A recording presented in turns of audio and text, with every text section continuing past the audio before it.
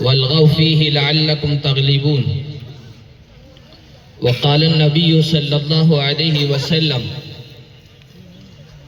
ما من الأنبياء من نبي إلا وأوتي من الآيات ما آمن أو أؤمن عليه البشر إنما الذي أوتيته وحيا أوحى الله إلي فأرجو أن أكون أكثرهم تبعا يوم القيامة أو كما قال النبي صلى الله عليه وسلم۔ اسٹیج پر تشریف فرما موقر معزز قابل صد احترام علماء کرام اور سامنے بیٹھے ہوئے غیور اہل ایمان،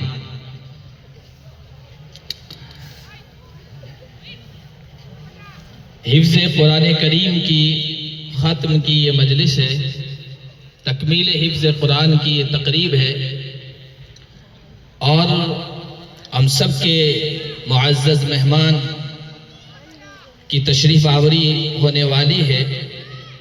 اس سے پہلے مجھے یہ حکم دیا گیا کہ چند کلمات آپ کے سامنے رکھوں، تو ذہن میں آیا کہ اسی مناسبت سے دو تین باتیں آپ کے سامنے رکھ دوں۔ قرآن کریم کی جو آیت میں نے پڑھنے کی سعادت حاصل کی ہے اور اللہ کے نبی صلی اللہ علیہ وسلم کا فرمان پڑھا ہے، ان کی روشنی میں کچھ باتیں عرض کرتا ہوں۔ اللہ کے جتنے بھی پیغمبر آئے، نبی پاک صلی اللہ علیہ وسلم کا ارشاد ہے کہ جتنے بھی نبی آئے، پیغمبر آئے، اللہ کی طرف سے قاصد رسول آئے، ہر زمانے کے لحاظ سے، زمانے کے تقاضوں کے لحاظ سے ان کو کچھ نشانیاں دی گئی، کچھ معجزات دیے گئے، کچھ ایسی چیزیں دی گئی، ان کے ہاتھوں سے ظاہر کی گئی جن کو دیکھ کر لوگ ان کی طرف مائل ہوئے، متوجہ ہوئے اور ان پر ایمان لے آئے، جن کو معجزہ کہتے ہیں، آیت کہتے ہیں، کوئی عجیب و غریب نشانی کہتے ہیں، جس سے لوگ متاثر ہو۔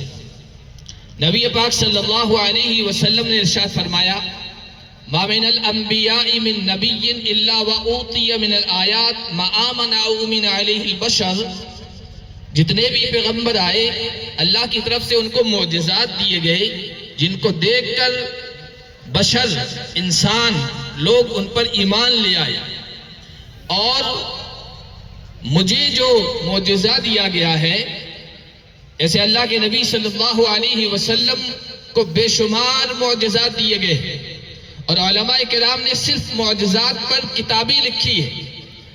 شاہ عبدالحق محدث دہلوی رحمۃ اللہ علیہ کی کتاب ہے، اس کے علاوہ بے شمار علماء کرام نے اس پر کتابیں لکھی ہے۔ بعض علماء کرام نے 4000 تک معجزات اللہ کے نبی صلی اللہ علیہ وسلم کے گنوائے ہیں۔ اللہ کے نبی صلی اللہ علیہ وسلم سے دشمنوں نے مطالبہ کیا، آپ ہمیں یہ نشانی دکھا دیجئے، فلاں نشانی دکھا دیجئے، فلاں معجزہ دکھا دیجئے، فلاں چمتکار دکھا دیجئے، تو ہم آپ کے ہاتھ پر ایمان لے آئیں گے۔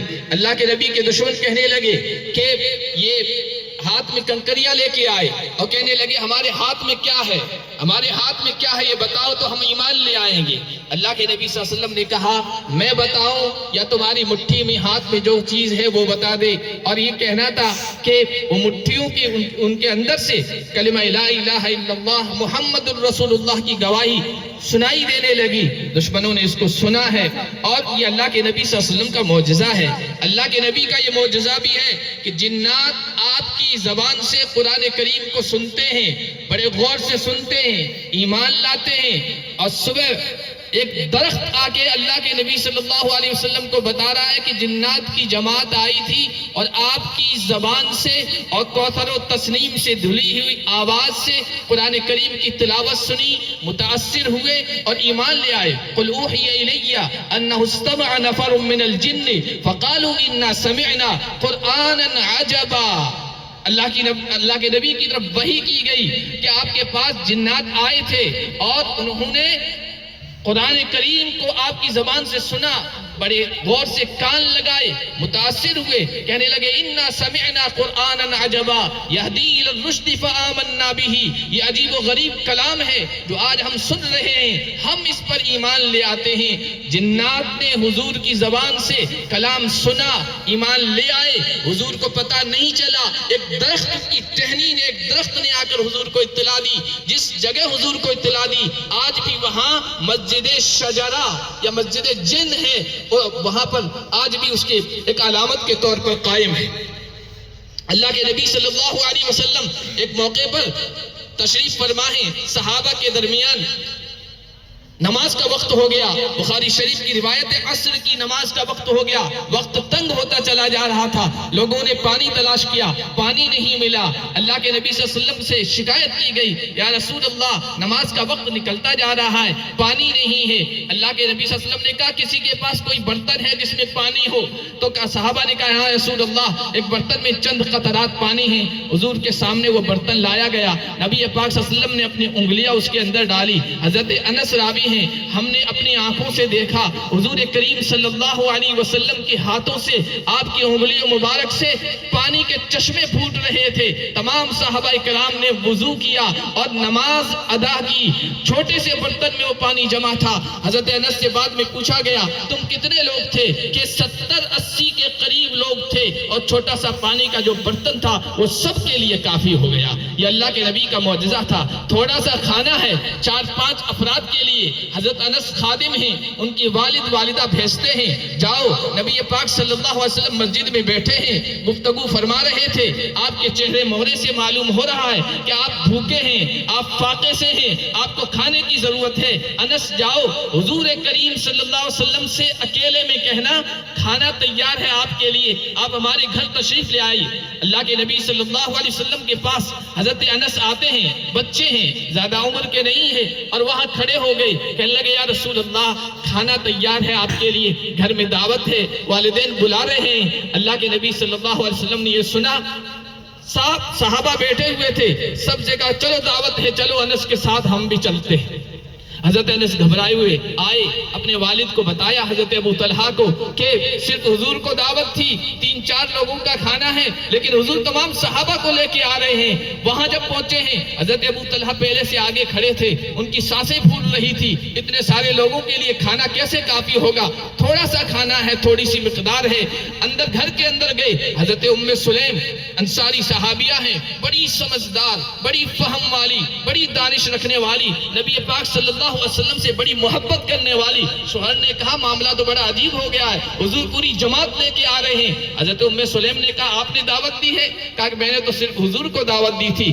کہا کہ ہم حضور کے میزبان ہیں، اب حضور صحابہ کے میزبان ہیں، حضور پر معاملہ چھوڑ دو، انشاءاللہ کوئی پریشانی نہیں آئے گی۔ حضور گھر کے اندر آئے، کہا کھانا کہاں ہے؟ کھانا پیش کیا گیا، حضور صلی اللہ علیہ وسلم نے اپنے دست مبارک اس میں لگا، کچھ پڑھ کے دم کیا، کچھ اس میں اپنا لعاب مبارک ڈالا، اور پھر کہا کہ صحابہ کی جماعت کو تھوڑا تھوڑا کر کے اندر بلاؤ۔ صحابہ آتے گئے، کھاتے گئے، آتے گئے، شکم سیر ہوتے گئے۔ وہ 2-3 لوگوں کا جو کھانا تھا وہ کئی صحابہ کے لیے کافی ہو گیا۔ یہ اللہ کے نبی کا معجزہ تھا۔ حضرت جابر کہتے ہیں میرے والد کا انتقال ہوا، میرے والد پر لوگوں کا قرض تھا اور میں بہت پریشان تھا، قرض ادا کیسے ہوگا؟ لوگ پریشان کرتے تھے، قرض کا مطالبہ کرتے تھے، آدمی ٹینشن میں آ جاتا ہے، فکر میں آ جاتا ہے۔ اللہ کے نبی سے شکایت کی، یا رسول اللہ لوگ پریشان کر رہے ہیں، والد قرضہ چھوڑ کے گئے ہیں، میں پریشان ہوں۔ اللہ کے نبی نے کہا تمہارے کھجوریں تیار ہیں باغ میں؟ کہا یا رسول اللہ کھجوریں تیار ہیں، لیکن کھجوریں اتنی نہیں ہیں کہ لوگوں کا قرضہ ادا ہو جائے۔ حضور نے کہا تم کل ایسا کرنا، صبح سویرے جانا، جو کھجوریں تیار ہیں ان کے الگ الگ ڈھیر بنانا، اور پھر جب تم تیار کر دو تو مجھے اطلاع کر دینا، میں اور کچھ صحابہ تمہارے یہاں آئیں گے۔ جابر کہتے ہیں میں نے حضور صلی اللہ علیہ وسلم کو اطلاع کی، اللہ کے نبی چاشت کے وقت تقریباً ہمارے یہاں باغ میں آئے ہیں، اور وہاں جو بڑا بیدر تھا، یعنی بڑا جو کھجور کا ڈھیر تھا، وہاں بیٹھ گئے۔ اللہ کے نبی نے کہا اپنے قرض خواہوں کو، قرض مانگنے والوں کو، مطالبہ کرنے والوں کو بلاؤ اور برتن لے کے آؤ۔ حضرت جابر کہتے ہیں میں برتن لے کے بیٹھا، جس کا جتنا قرض تھا اتنی کھجوریں ادا کر دی، اور جتنے لوگ تھے سب کا قرض ادا ہو گیا، اور کھجوریں ایسے لگ رہی تھی جیسے پہلے جتنی میں نے جمع کی تھی، ڈھیر کی تھی، اس سے بھی زیادہ محسوس ہو رہی ہے۔ ایک بھی اللہ کے نبی کا معجزہ تھا کہ تھوڑی سی کھجوریں ہیں اور وہ تمام قرضے والوں کے قرضہ چکا دیا گیا، اس کے بعد بھی ویسے کی ویسے محفوظ رہی۔ اللہ کے نبی کا یہ معجزہ ہے۔ ایسے بے شمار معجزات ہیں اللہ کے نبی کے۔ آپ نے سن رکھا اللہ کے نبی نے اشارہ کیا، چاند دو ٹکڑے ہوا، اللہ کے نبی صلی اللہ علیہ وسلم کا معجزہ ہے، لیکن حضور فرماتے ہیں میرا سب سے بڑا معجزہ جو ہے وہ یہ قرآن ہے۔ انما اوتیتہ وحیا اوحی اللہ الی، میرا جو سب سے بڑا معجزہ ہے، ہمیشہ رہنے والا ہے، باقی رہنے والا ہے، وہ معجزہ وہ ہے، وہ وحی کی شکل میں جو مجھے دیا گیا ہے، اور وحی کی شکل میں قرآن کریم دیا گیا ہے۔ یہ معجزہ ایسا ہے حضور کے زمانے میں بھی موجود تھا، بعد میں بھی رہا، آج بھی موجود ہے، قیامت تک موجود رہے گا۔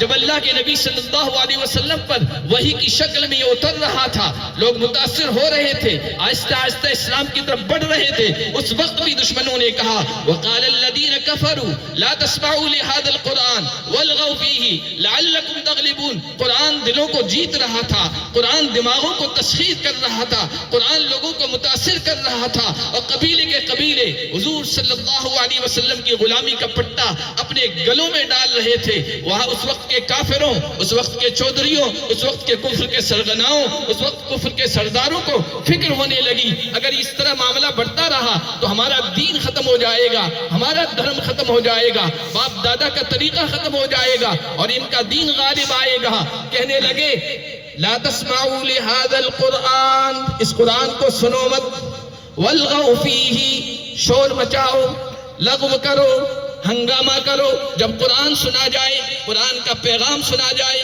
محمد عربی قرآن کی تلاوت کر کے اپنا پیغام لوگوں تک پہنچائیں، شور مچاؤ، پروپیگنڈا کرو، ان کے خلاف باتیں کرو تاکہ لوگ ان کے قریب نہ جائیں، اور جتنا زیادہ پروپیگنڈا کرو گے لعلکم تغلبون، تم غالب آ جاؤ گے، ان کا دین مغلوب ہو جائے گا۔ لیکن اللہ کے نبی کا فرمان ہے یہ تو میرا معجزہ ہے، معجزہ ختم ہونے والا نہیں ہوتا ہے، معجزہ فنا ہونے والا نہیں ہوتا ہے، معجزہ مغلوب نہیں ہوتا ہے، یہ غالب آتا ہے۔ اس وقت کے کافروں نے بھی کوششیں کی، اس وقت کے کافروں نے اور چودھریوں نے اور بڑے بڑے سرغناؤں نے اور اہل باطل نے یہ کوشش کی کہ قرآن کو ختم کر دیا جائے، قرآن کے پیغام کو ختم کر دیا جائے، قرآن کے مشن کو ختم کر دیا جائے، قرآن کی جو تاثیر ہے اس کے قریب لوگوں کو جانے نہ دیا جائے۔ لیکن اللہ کے نبی نے فرمایا یہ آگے بڑھتا رہے گا، یہ میدان فتح کرتا رہے گا، اس کی فتوحات کا سلسلہ جاری رہے گا۔ اور آپ ہم اپنی آنکھوں سے دیکھ رہے ہیں، مشاہدہ کر رہے ہیں، اس وقت بھی پروپیگنڈے کیے گئے، آج بھی قرآن کے خلاف پروپیگنڈے جاری ہیں، نبی پاک صلی اللہ علیہ وسلم کے خلاف بھی پروپیگنڈے جاری ہیں، اسلام کے خلاف بھی پروپیگنڈا جاری ہے۔ یہ پروپیگنڈے آج کی دنیا میں نہیں ہیں، یہ ہمیشہ سے ہوتے رہے ہیں اور ہمیشہ ہوتے رہیں گے۔ پروپیگنڈوں کی وجہ سے سچا پیغام کبھی متاثر نہیں ہوتا ہے، پروپیگنڈوں کی وجہ سے سچا پروگرام کبھی متاثر نہیں ہوتا ہے، پروپیگنڈوں کی وجہ سے، سازشوں کی وجہ سے، باطل کی پلاننگ کی وجہ سے جو صحیح پروگرام ہوتا ہے، مشن ہوتا ہے، وہ کبھی مغلوب نہیں ہوتا ہے، وہ تو آگے بڑھتا رہتا ہے۔ چنانچہ 14 صدیاں گزر گئی، اس سے زیادہ کا عرصہ گزر گیا، قرآن کو نہ اس وقت ختم کر پائے، نہ آج ختم کر پائیں گے، اور نہ آئندہ کوئی دشمن اس کے اثر کو ختم کر پائے گا، اس لیے کہ اللہ کے نبی کا زندہ معجزہ ہے۔ قرآن کے خلاف جتنا آج بولا جا رہا ہے اس زمانے میں بھی بولا جاتا رہا ہے. کہتے تھے یہ قرآن تفریق کرتا ہے، یہ قرآن فساد پھیلاتا ہے، یہ قرآن نفرت پھیلاتا ہے. آج بھی اہل باطل کی زبان دیکھیے، آپ سنیے تو یہی کی یہی باتیں جو پہلے لوگ کہتے تھے آج بھی کہہ رہے ہیں. آج بھی قرآن پر پابندی کا مطالبہ ہے، آج بھی اسلام کے خلاف پروپیگنڈا جاری ہے، آج بھی نبی پاک صلی اللہ علیہ وسلم کی اجلے کردار، آپ کی روشن سیرت، آپ کی روشن حیات، آپ کی بابرکت زندگی کے خلاف اعتراضات ہیں، کنفیوژن پھیلائے جا رہے ہیں، سوالات اٹھائے جا رہے ہیں، اعتراضات کیے جا رہے ہیں. یہ سب کچھ اس لیے کیا جا رہا ہے کہ پروپیگنڈوں کے باوجود، مخالف حالات بنانے کے باوجود لوگ قرآن کی طرف آ رہے ہیں، اسلام کی طرف آ رہے ہیں، نبی پاک صلی اللہ علیہ وسلم کی پاکیزہ سیرت کو پڑھ رہے ہیں، سن رہے ہیں، دیکھ رہے ہیں. سوشل میڈیا کی طاقت ایسی طاقت ہے کہ جس کے ذریعے سے ان کے بیڈ روم تک نبی پاک صلی اللہ علیہ وسلم کی سیرت پہنچ رہی ہے، اسلام کا سچا پیغام پہنچ رہا ہے، قرآن کا پیغام پہنچ رہا ہے اور لوگ متاثر ہوتے ہیں. اور آپ کو تعجب ہوگا، ذرا آپ مطالعہ کیجئے، پڑھیے، سرچ کیجئے قرآن سے کیسے کیسے لوگ متاثر ہو رہے ہیں. نبی پاک صلی اللہ علیہ وسلم کی سیرت کے متعلق آپ کی شان کے خلاف کتنی گستاخیاں کی گئی، کتنے اعتراضات کیے گئے، لیکن اس کی وجہ سے الٹا اثر ہو رہا ہے کہ لوگوں کے اندر تجسس پیدا ہو رہا ہے کہ آخر ہم خود تو جانیں. لوگ کہہ رہے ہیں ان کی سیرت ایسی ہے اور یہ ایسے تھے اور ایسے تھے، ہم خود جانیں، کیونکہ ایک انگلی کے اشارے سے، ایک کلک کے ذریعے سے آپ پوری دنیا آپ کے سامنے آ جاتی ہے. نبی پاک صلی اللہ علیہ وسلم کی سیرت کو خود پڑھتے ہیں.